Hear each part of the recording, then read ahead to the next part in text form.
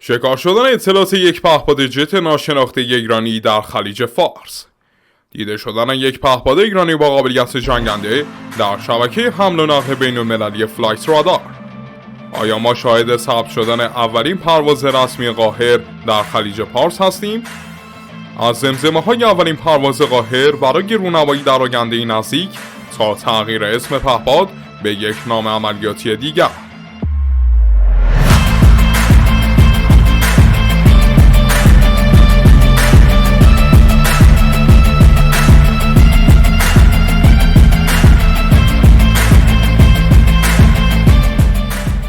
به تازگی در سایت معتبر فلایت رادار اطلاعاتی از یک پهپاد ناشناخته ایرانی منتشر شده و چند روزی هستش که توسط رسانه‌های بین‌المللی و میلیتاری خارجی مورد توجه قرار گرفته. چون هواگردی که از طرف ایران به عنوان یک پهپاد ثبت شده از لحاظ پارامترهای پروازی از تمامی پهپادها بالاتره و یک جورایی شبیه قابلیت‌های پروازی یک فایتره. به شکلی که بر اساس داده‌های سایت هوانوردی فلایت رادار این پهپاد دارای یک ممیز 3 ماخ سرعت و 2000 کیلومتر برد بوده و حدوداً از تبریز تا خلیج فارس رو یه سره پرواز کرده. اونم در ارتفاع 30000 پایی که ارتفاع پروازی بسیار بالاییه و معمولاً جنگنده های سنگینی مثل F-15 و سوخو 35 میتونن در این ارتفاع پرواز بکنن و پهپادها معمولاً توی رنج پروازی 12 تا 24000 متری از سطح زمین میتونن پرواز بکنن. پهپادی که حقیقتش از طریق اطلاعات پروازی و مانورهایی که انجام داده ویژگی هایی در حد و اندازه یک جنگنده داره و به نوعی اونو میشه یک شبه جنگنده دونست که با توجه به شروع آزمایش‌های جدید ایران به شکل ناگهانی در خلیج فارس دیده شده. ولی خب پهپاد مذکور چه پهپادیه؟ آیا شاهد اولین پرواز بین‌المللی پهپاد قاهر هستیم یا خبرهایی از رونمایی پهپادهای سری سایه به گوش خواهد رسید؟ موضوعی که توی ویدیو امروز قراره بهش بپردازیم و ببینیم که پهپاد مذکور کدوم پهپاد ایرانیه و تمامی پهپادهای جت ایرانی از جمله پهپاد سایه، قاهر و نمونه ایرانی جانور قندهار رو بررسی میکنیم. پس خیلی خوشحال میشم تا آخر ویدیو با ما همراه باشید. همونطور که میدونید شاید یک سلسله رزمایش در کشور هستیم به اسم رزمایش اقتدار نیروهای مسلح که از اهمیت بالایی برخورداره. یکی از دلایل مهم این رزمایش به روی کار اومدن ترامپ هست که باعث شده ایران یکی از سنگین‌ترین رزمایش‌های 2 دهه اخیر خودش رو برگزار کنه. در رابطه با این رزمایش‌ها باید بگیم ایران بیشتر توان خودش رو در بحث پدافند و آفندی گذاشته و در این بین هم سیستم‌های پهپادی زیادی هم در حال رونماییه، جدای از به کار گرفته شدنشون در این رزمایش.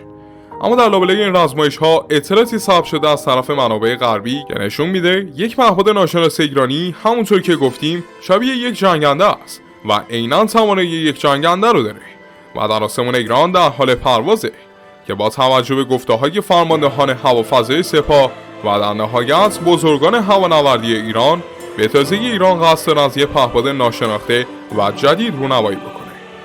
ولی خب ایران پهپادهای جت زیادی مثل پهپاد کیان، آرش و در نهایت کررا رو داره است. ولی هیچ کدوم از پهپادهای ایرانی نمیتونن چنین عملکردی رو به خاطر طراحیشون داشته باشن. و در کل با توجه به شواهدی که داریم ما 3 پهپاد رو بیشتر نمیتونیم در نظر بگیریم که احتمالاً همین شبه جنگنده داستان ما هستن. یعنی پهپاد سائقه، قاهر و شاهد 171 یا همون جانور قندهار. پروژه سایه یا سائقه در واقع یک طرح بسیار قدیمی نیروی هوایی ارتشه که با توجه به پروژه و تصاویر منتشر شده از اون میتونه همین پهپاد باشه، چون که این پهپاد شباهت زیادی به جنگنده‌های بدون سرنشین داره که باعث میشه ایران بتونه به سر جنگنده‌های نسل 5 رو داشته باشه و از طرفی هم به تکنولوژی آویونیک نسل 5 برسه. در کل هم بعد از رژه سال 88 یا 89 دیگه خبری از این پهپاد نشده بود تا سال 99 که در اصفهان نمونه آزمایشی اون سقوط کرد که نشون داد نیروی هوایی ارتش هنوز این پروژه رو دنبال میکنه. دومین مورد هم خب همون قاهره که خیلی وقت میگن قرار رونمایی بشه و اساساً قاهر یک جنگنده بوده. همچنین موردی باعث میشه ما پهپاد قاهر رو در این لیست قرار بدیم.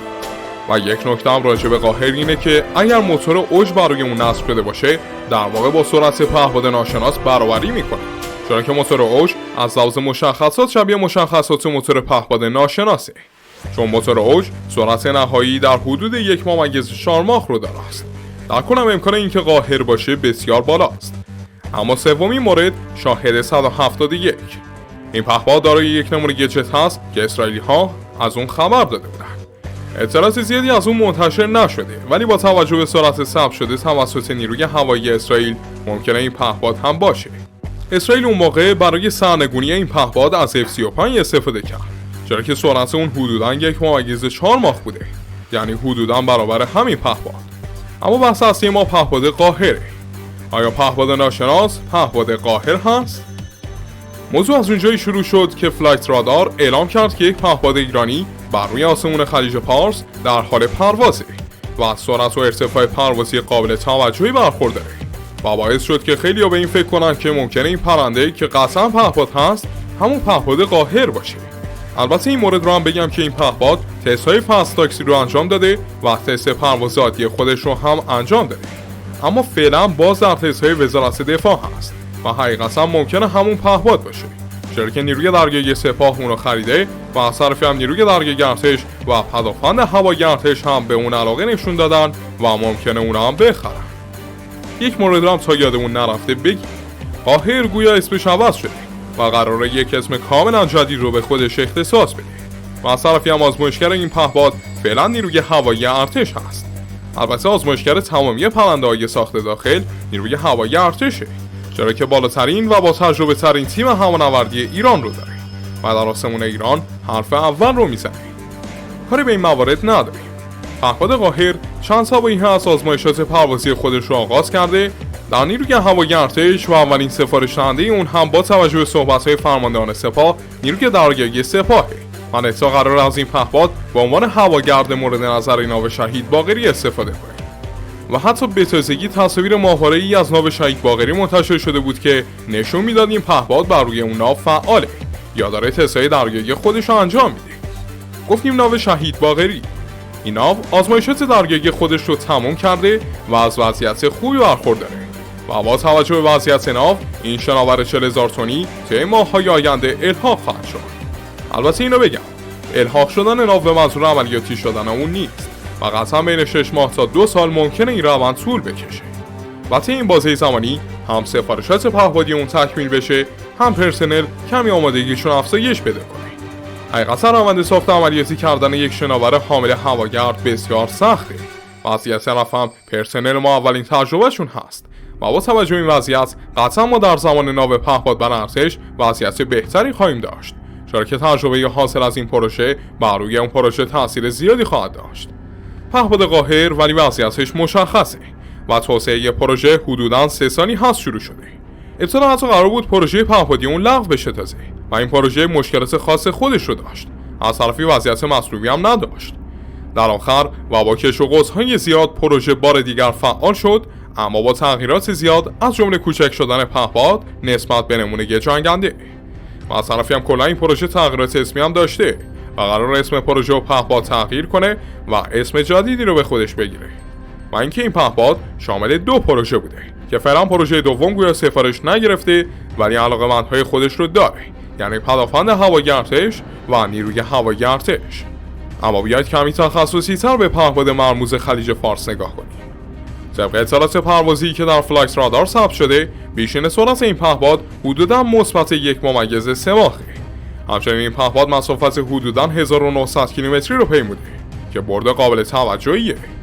و در کنار این موارد ارتفاع پروازی مثبت 30,000 پایه‌ای داشته که حدوداً 2 برابر یک پهپاد عادیه و طی این مسیر مانورهای تقریباً سنگینی با سرعت بالا داشته. حالا باید صبر کنیم و ببینیم این پهپاد کدوم نمونه پهپاد قاهره. امیر خواجه فرد اعلام کرد که پهپاد قاهر 2 نمونه هست و ممکنه این پهپاد نمونه دوم این پهپاد باشه.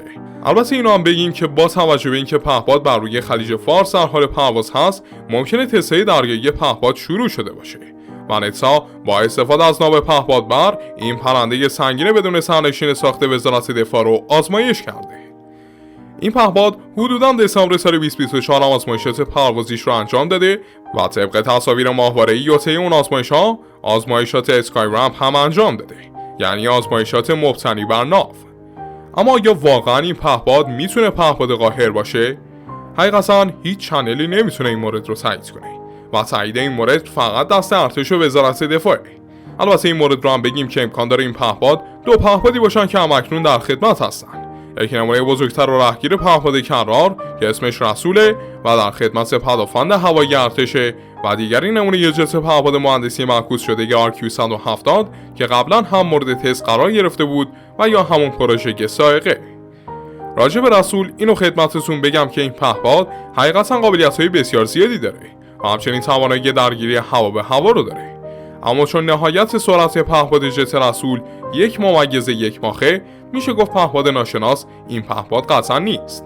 در کل این پهپاد امکانش هست که همون پروژه بدون سرنشین قاهر باشه، ولی در کل مورد قابل تاییدی نیست. خیلی ممنونم که همراه ما بودید دوستان. بسیار سپاسگزار میشیم که کانال ما رو داخل یوتیوب و تلگرام دنبال کنید تا از اخبار و ویدیوهای نظامی جدیدتر مطلع بشید. تا قسمت‌های دیگه خداگار و نگهدار.